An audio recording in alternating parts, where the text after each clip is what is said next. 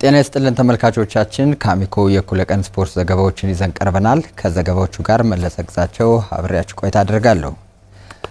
የእግር ኳስ ፌዴሬሽንና ክለቦች ጠንካራ የቪዲዮ ትንተና ዘርፍ በማቋቋም ባለተሰጥኦ ታዳጊዎች እንዲፈጠሩ ማድረግ እንደሚገባ የካፍ ኢንስትራክተር መብራቱ ሀብቱ ተናገረ።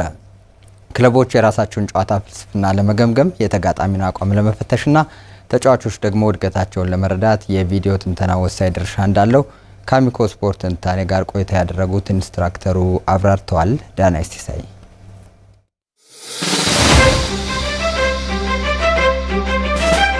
ያልተጠቀምንበት ዓለም ግን ለእግር ኳስ እድገት በሚገባ ተጠቅሞ የተቀየረበት የኢትዮጵያ ክለቦች የዘነጉት ወይንም ትኩረት የነፈጉት የእግር ኳሱ የጀርባ አጥንት ነው የቪዲዮ ትንተና ባለሙያ።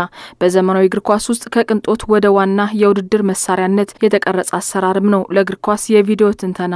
የዚህ ቴክኖሎጂ እድገት የጨዋታዎችን ዝርዝር እንቅስቃሴ በምስልና በዳታ አስደግፎ ለመተንተንም እድል ይፈጥራል። በየጨዋታዎቹ የተጋጣሚን ቡድን ትንተናና የራስ ብቃትን ለመገምገምም ያስችላል ይላል የካፍ ኢንስትራክተርና አሰልጣኝ እንዲሁም የቪዲዮ ትንተና ባለሙያ መብራቱ ሀብቱ። ቲሙ የራስሽ ቲም በባለፈው ጨዋታ የነበረው አፈጻጸም ምን ይመስላል የሚለውን ነገር የምትገመግሚበት ነው። ከራስሽ የጨዋታ ፍልስፍና ተነስተሽ ጨዋታው ላይ ማድረግ የፈለግሽው ነገር በምን ሁኔታ ተግባራዊ ሆኗል አልሆነም ብለሽ የምትገመግሚበት አንዱ ጠቀሜታው እሱ ነው። ሁለተኛው ነገር የተጋጣሚ ቡድንን አፈጻጸም ቀድመሽ ከጨዋታ በፊት ተጋጣሚ ቡድን በምን አይነት አጨዋወት ነው የሚጫወተው፣ ምን አይነት ፍልስፍና አለው፣ በቆሙ ኳሶች ላይ ምን አይነት አተገባበር አለው የሚሉትን እነዚህን ነገሮች አጥንተሽ ለጨዋታ የምትዘጋጀበትና የራስሽን የጨዋታ እቅድ እንድታዘጋጀ ያግዝሻል። ለተጫዋቾችም ቢሆን ከስራቸው እንዴት እያደጉ እንደሚሄዱ ራሳቸውን የሚፈትኑበት ነው። በሜዳ ላይ የተሰራውን ስራ በማገዝ በዓለም ላይ ካሉ ሁሉ ተወዳዳሪ ተጫዋቾች እንዲፈጠሩም ያግዛል።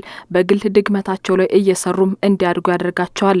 አንድ ለአንድ የልጁን እድገት ወይም የልጁን እንቅስቃሴ በደንብ ቁጭ ብሎ እያየው በምን አይነት ሁኔታ ተግባራዊ እንዳደረገው በደንብ እየሰራ እያደገ ሲሄድ ከአንድ ወር ከን ወደ አንድ ወር ከን እያደገ ሲሄድ ናሽናል ቲም ሌቭል ላይ በሚደርስበት ጊዜ ልጁ ብቁ ሆኖ ይገኛል።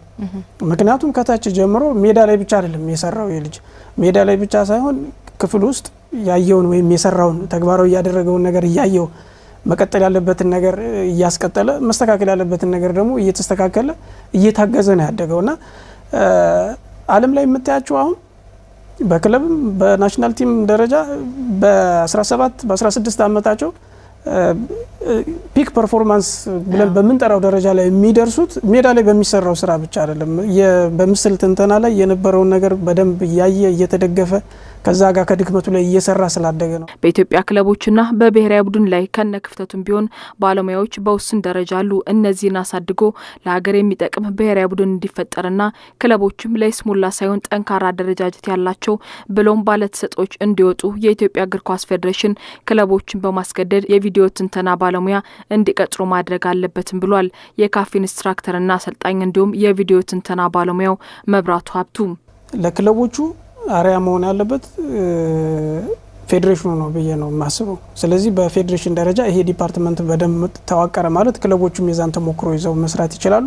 ተጫዋቾችንም በሚቻለው አቅም ሁሉ ማገዝ ይቻላል ብዬ አስባለሁና እንደ ፌዴሬሽን ትኩረት ተሰጥቶበት በእርግጥ አሁንም የናሽናል ቲም የቪዲዮ አናሊስት ይጠቀማሉ በተለያየ ጊዜ በተለያየ ወቅት ይሄንን ባለሙያ ለመጠቀም ይሞከራል፣ ግን አሁንም በቂ ነው ብዬ አላስብም።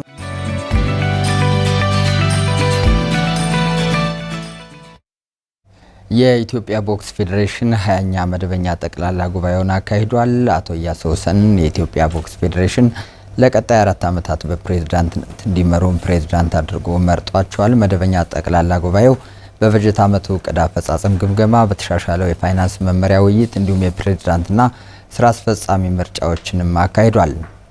ፌዴሬሽኑ በባለፉት ዓመታት ዓለም አቀፍ ውድድሮችን በሀገር ውስጥ እንዲካሄዱ ማድረጉና የተሻሻሉ ዓለም አቀፍ ግንኙነቶችን መፍጠሩ መቻሉ በጥንካሬ ጉባኤው ያነሳቸው ጉዳዮች ናቸው። በሌላ መልኩ ፌዴሬሽኑ የቦክስ ቁሳቁስ ድጋፍ ጨምሮ ስልጠናዎችን መስጠት መቻሉ በስኬት ተነስቷል። የዳኞች የውሳኔ አሰጣጥ አሰራር ስርዓት መስተካከል እንዳለበት እንዲሁም የቦክስ ስፖርትን በተሻለ መንገድ ለማስቀጠል ከክልልና ከተማ አስተዳደር ጋር ቅንጅታዊ ስራዎች መኖር እንዳለባቸውም ተነስቷል። የፌዴሬሽኑ ፕሬዝዳንት ሆነው በ9 ድምጽ ዳግም የተመረጡት አቶ ኢያሱ ወሰን በጉባኤው ማጠቃለያ ባስተላለፉት መልእክት አዲሱ አመራር የስፖርቱን ደረጃ ለማሳደግ በቁርጠኝነት ይሰራል ብለዋል። ብቃት ያላቸው አትሌቶችን ለማፍራትና ፌዴሬሽኑን በፋይናንስ ራሱን ወደ መቻል ለማሸጋገር ያለመ ሰፊ እቅድ ይዞም እንደሚሰራ ገልጸዋል።